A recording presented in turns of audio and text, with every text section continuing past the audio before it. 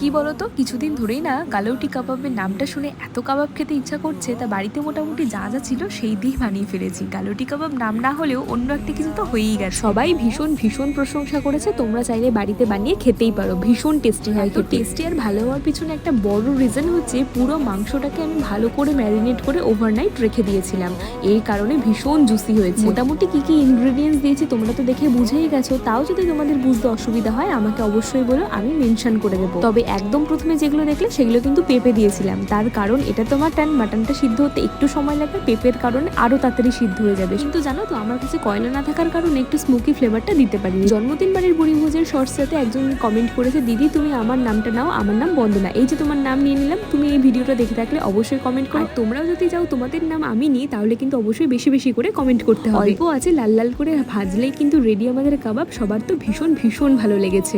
আজ এইটুকুই, tata bye bye.